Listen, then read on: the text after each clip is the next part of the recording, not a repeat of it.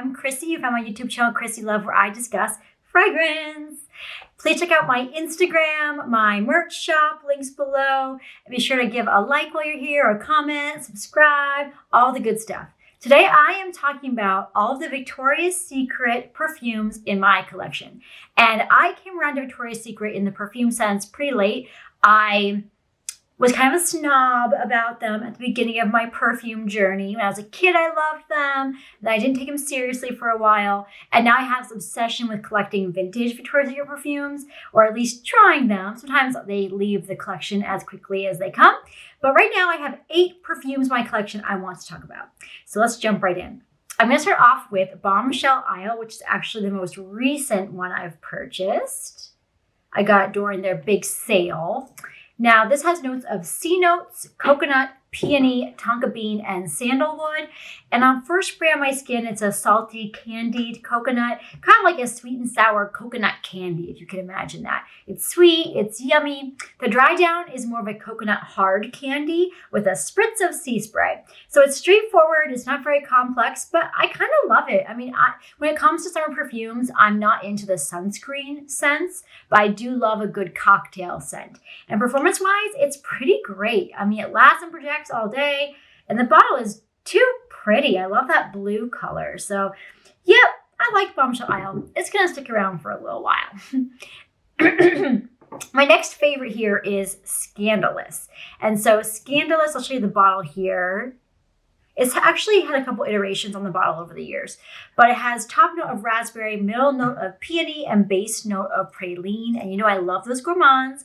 So on first spray, it's a sweet, juicy raspberry with a hint of praline. It has this kind of sparkling, effervescent quality to it. And the dry down, the praline pulls forward and the raspberry note kind of moves to the background. So it reads as, honestly, a little bit commercial. So there's room in my collection for the more like commercial, standard type perfumes. This is just one that actually really gets me. I mean, it's crowd pleasing, it's sweet.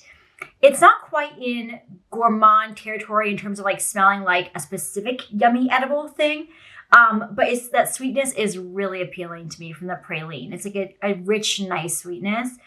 Yeah, something about it just gets me. Like, every once in a while you find a perfume that, like, whether other people hate it or love it, it doesn't really matter. It kind of just like gets to you, and you just, whenever you walk by it, you want to smell it. And it's just this scent for me, and I can't totally put my finger on it. But that is Victoria's Secret Scandalous. And performance-wise, it's good. It lasts all day too. Next, I have one I might actually be decluttering soon, and that is Love is Heavenly. I did get it recently on sale. It has top notes of kiwi, mandarin blossom, blackberry, and orange, middle notes of water lily, freesia, orchid, and peony, and base notes of musk, sandalwood, mahogany, and ebony tree. And at first spray, it's kind of just like perfumey fruit with musk. And then the dry down is this kind of nondescript, fruity, floral musk. The kiwi, I guess, does pull out a little bit. Performance-wise, it is great. It lasts and projects really nicely all day, but it's honestly very generic, and I can do generic sometimes, but this one just doesn't get me. And I think when it's generic floral is when it does not hook me. So that is the situation with Love is Heavenly. Then I have Wicked, and there was a lot of buzz about this probably a year ago online because of its just like gourmand, sweet, puffy marshmallow quality. It has top note of freesia, middle note of brown sugar, and base note of Tahitian vanilla.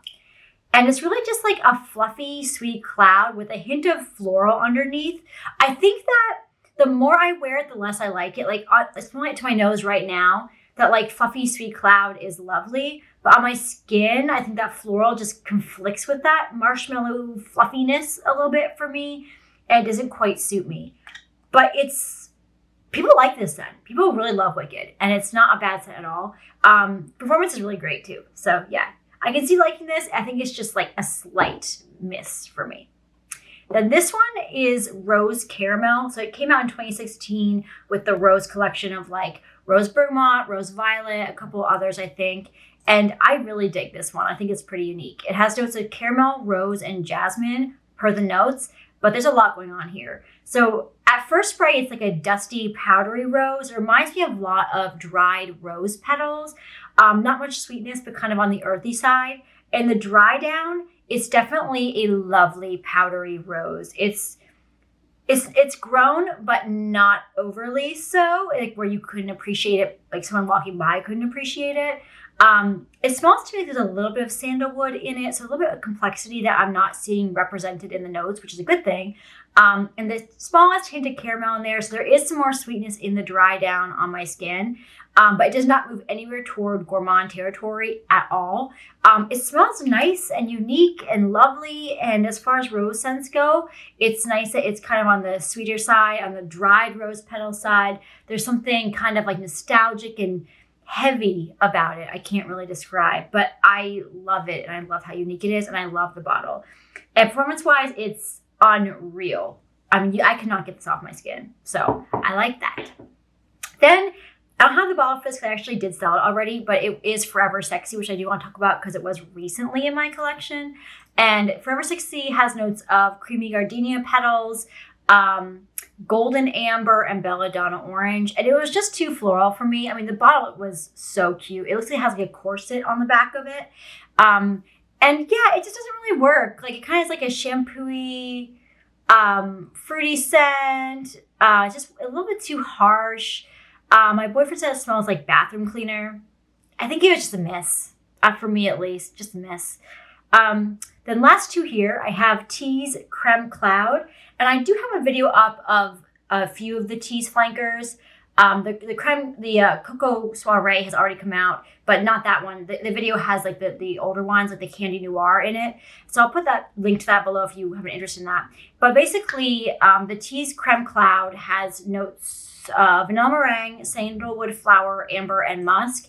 And the sandalwood pulls kind of heavy for me with this, at least at first, but there is like a sweet cotton candy-ness in the background. And then the dry down is mostly a sweet cotton candy type scent, but I'm still getting the sandalwood.